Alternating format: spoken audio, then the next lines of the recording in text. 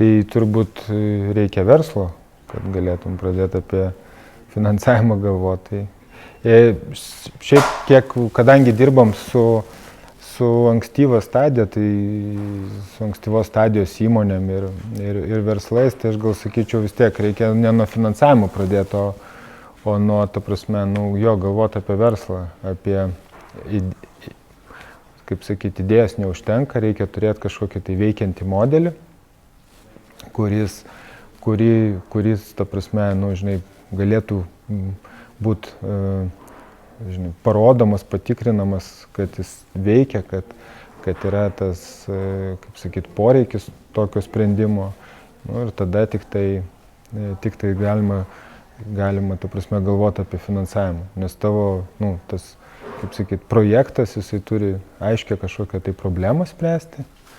Ir jeigu tu sprendi kažkokią aiškią problemą, turi įrankį ją įspręsti, jį pasitikrini, kad ir labai tokioj ankstyvoj stadijoj, bet jeigu pas tai yra kažkokie tai pirmi klientai, vartotojai, kažkoks tai yra procesas jau vykstantis, tai tada gali jau apie finansavimą galvoti.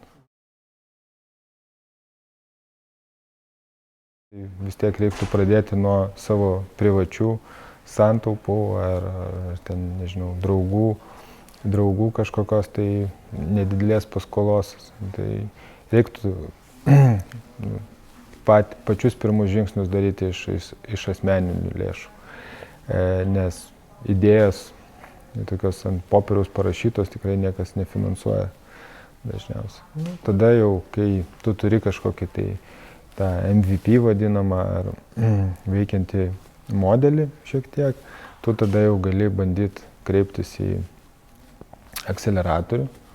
Tai čia vienas kelias, kurie padeda su nedidelėm investicijom ir mentorystėm ir pagalba, ta prasme, užauginti tavo tą idėją. Gali kreiptis į verslo angelus. Verslo angelai dabar irgi tokia, kaip populiarėjanti, ta prasme, tendencija, turtingi, sėkmingi verslininkai vis dažniau investuoja į jaunus verslus. Tada, sakyčiau, jeigu tai yra produktinis kažkoks tai daiktas, kuris toks matomas ir apčiuopiamas labiau, tai gali į tas sutelktinio finansavimo platformas kreiptis, gerai pasiruošęs ir žmonės palaiko tavo idėją, balsuodami ten 5 ar 10 eurų. Yra europinės priemonės, kurias skirsto ten Versli Lietuva, ar MITA, ar kitokios valstybinės verslo paramos organizacijos. Tai, sakyčiau, čia turbūt kokios 4 kokie ankstyvosios stadijos finansavimo šaltiniai.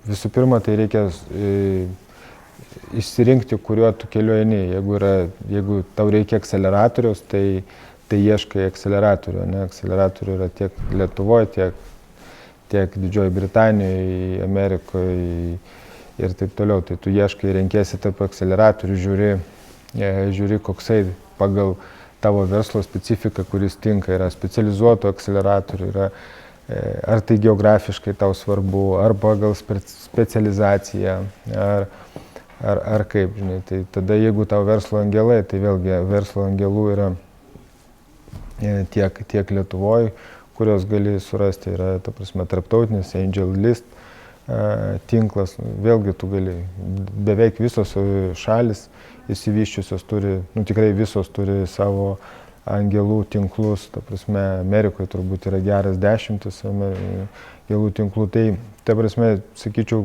kad kiekvienu atveju tau reikia gilintis ir suprasti. Taip ir sutelktinio finansavimo platformos, ar Kickstarteris, ar Indiegogo, ta prasme, tu turi suprasti, kuo jos skiriasi, kuo jos specializuojasi ir ta prasme, tu turi ieškoti, nes, tarkim, Kickstarterį tu negali aplikuoti neturėdamas Amerikos kompanijos, yra daug niuansų, tai išsirinkus, kuriuo keliu eisi, tada jau reikia gilintis.